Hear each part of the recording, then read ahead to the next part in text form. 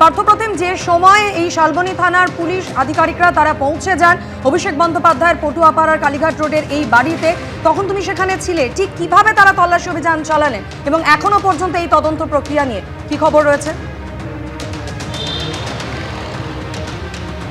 দেখো, যেমনটা জানা যাচ্ছে রাত্রির 2:30 নাগাদ প্রথমে হচ্ছে শালবনী থানা পুলিশ তারা এসে পৌঁছায় কালীঘাটে, এবং কালীঘাট যে থানার সামনে দাঁড়িয়ে রয়েছে সেখানে হচ্ছে কালীঘাট থানাতে এসে পৌঁছায় প্রথমে হচ্ছে শালবনী থানা পুলিশ পশ্চিম মেদিনীপুর থেকে তারা আসেন, এবং আসার পরে কালীঘাট থানাতে তারা একটা জিডি এন্ট্রি করেন যেটা হচ্ছে সার্চের জন্য, এবং এর পরবর্তীকালে এখান থেকে তারা পৌঁছে যান কালীঘাট রোডে অভিষেক বন্দ্যোপাধ্যায়ের বাড়িতে।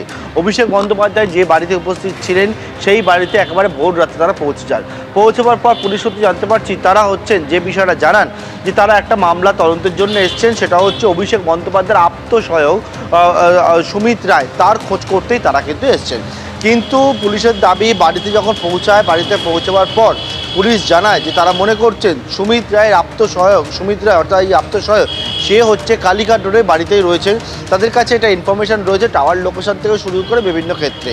সুমিত রায়ের খোঁজ কেন করছেন? সুমিত রায়ের খোঁজ যেটা করছেন বলে এখনও পর্যন্ত জানতে পারছি আমার সহকর্মী হিন্দুলে যেমনটা বললো, সুজয় হাজরা মেদিনীপুরের প্রাক্তন তৃণমূল বিধায়ক, তাকে কিন্তু ইতিমধ্যেই তুমি জানো খড়গপুর থেকে কয়েকদিন আগে গ্রেপ্তার করা হয়েছে।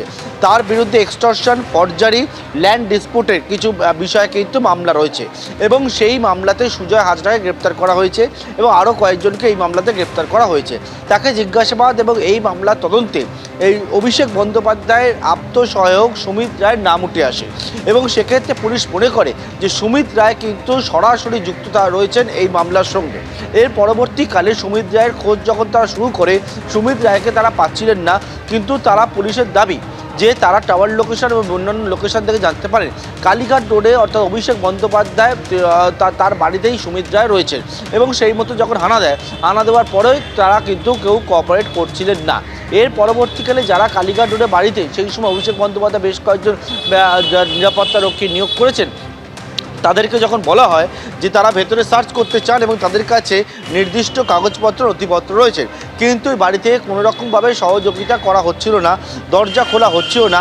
এরপরে যারা সেখানকার উপস্থিত যারা রয়েছেন তারা দাবি করেন যে এরপরে পুলিশ হচ্ছে বাড়ির ভেতরে ঢোকার পরে বিভিন্ন জায়গায় তারা তালা ভাঙে, অভিষেক বন্দ্যোপাধ্যায় বাড়ির ভেতরে তালা ভেঙে সার্চ করে, কিন্তু এই সার্চ করতে গিয়েও তারা কিন্তু যে পুলিশকে সহযোগিতা করার বিষয় থাকে সেই সহযোগিতা কিন্তু করা হয়নি বলে পুলিশের তরফ থেকে বলা হচ্ছে।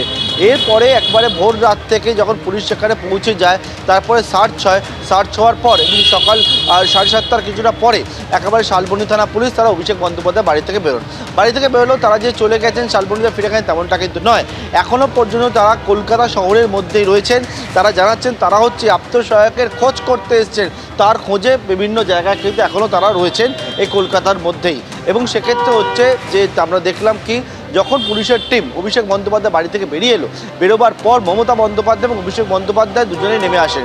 এর মাঝেই যখন সার্চ চলছিল অভিষেক বন্দ্যোপাধ্যায় বাড়িতে, তখন হচ্ছে মমতা বন্দ্যোপাধ্যায় একবারে ভোরবেলায় চলে যান হচ্ছে অভিষেক বন্দ্যোপাধ্যায়ের বাড়িতে।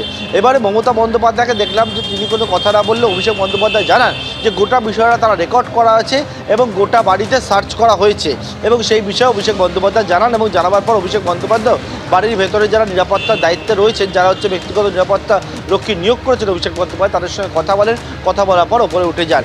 কিন্তু এখনও পর্যন্ত অভিষেক বন্দ্যোপাধ্যায় যিনি আপ্তসহায়ক সুমিত রায়, তার কোনো রকমভাবে খোঁজ পায়নি তারা।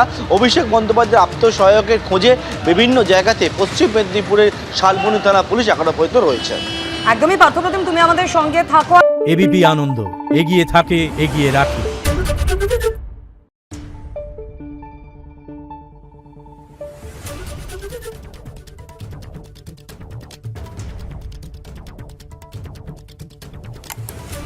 Thank you.